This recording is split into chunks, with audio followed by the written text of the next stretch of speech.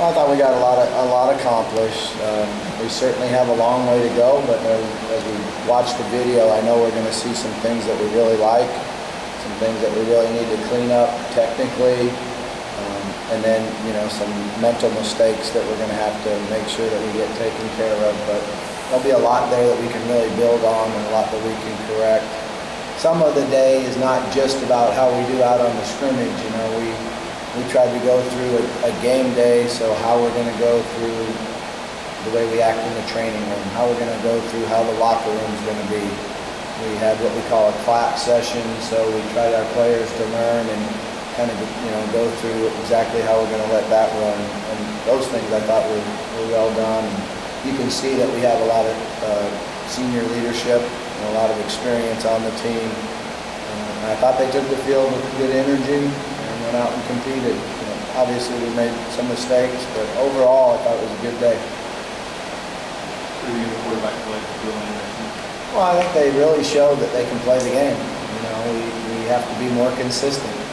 We made some mistakes, we made some protection issues, we didn't see certain blitzes come at time, but when we had things right, they were able to set their feet, they both can make the throws that you need to make. I thought Will executed pretty well for the most part. I tried to get him out of the game one time, just to put pressure on Reggie to step in the huddle and jump in there with all the seniors and take over the huddle, and I thought he did a really nice job of it. I was really impressed with his poise in doing that. So something I always try to do with a young guy is throw him in there one time, and I was really impressed. You think that throw he made down the sideline, that's as good a throw as he's had all year? That was a great throw. It was right on stride. And I thought it was a great job by Milton too. He ran the route exactly the way you want to, left him room on the sideline, showed his speed and ability to be able to run down the ball. So, we tried to throw the ball deep a number of times on the day, and that certainly was the best one. Is he ahead of where you thought he would be at this point? A little bit, yeah. Yeah, he really is. He's very poised, and he's a very good student of the game. So I'm happy with the way he's performed in camp. What about Michael Dyer? Michael Dyer's really had a good camp. He's running real well. He's as quick and as physical as he was since we've been here. He's seeing things. He's giving us a lot of energy out there. He did get his knee hit. It's just a bruise, but there was swelling in it, so Kyle decided to hold him for the rest of the scrimmage, but we anticipate it'll be fine. I like the way Don Brown his camp has went and how he's performing. He's big and physical, and we're going to have to be able to run the ball. That's got to be a good part of our offense. How do you like your tight end spot right now? I think they're doing a really good job. Gerald's the guy that came back in great shape, as fast and strong as I've seen him.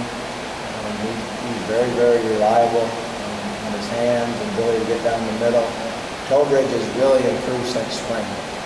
His ability to block and his toughness has really improved since spring, which we really need. What do you think about the play of the offensive line with the buy-in and such? Yeah, I think, offensive line, you always got to watch the video, especially when you're calling plays, because I'm looking more at the defense and the secondary and how the play ends and not really focusing on the offensive line. So I know that we had time.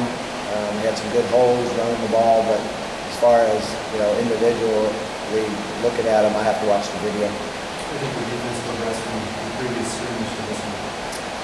We're way ahead of where we were in spring, I can tell you that, because I went back last night getting ready for this and watched all our spring scrimmages and spring game, and we're way ahead of where we were in spring.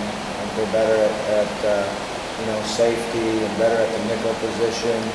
It's always hard to really understand how the defense does, until you watch the video too, because I'm trying to beat them, calling plays and moving the ball. And there's a number of times where they had stops and it would be 3 and out and you'd be off the field, but you'd go over again, So I didn't like giving up the big plays, particularly with the #1 defense in there. So we've got to improve on that. We are going to be able to rush the passer. Our defensive front is very active. They can really come off the ball, and they're very experienced. They really know how to attack protections. You mentioned your media day that you're looking forward to watching each round in live action. Can you he's kind of rotating with Keith Kelsey Davis. Your impression of Keith as you've seen him? He's very impressive. You know, he's tough, he's quick, he has a great, what we call FBIs, which are football instincts. And so I think he's a very good football player. He's going to help us a lot. Put in this situation, you got some special teamwork today too. Are you pleased with where you're at? I know you guys have spent a lot of time on the special team. Yeah, you know, we got to do a better job in our return game. I think that's what we'll really focus on here this next week is staying on blocks. And we've got guys with great speed, good ability to cut, but we've been splashing off blocks a little bit. So we've got to do a better job on blocking in our return game.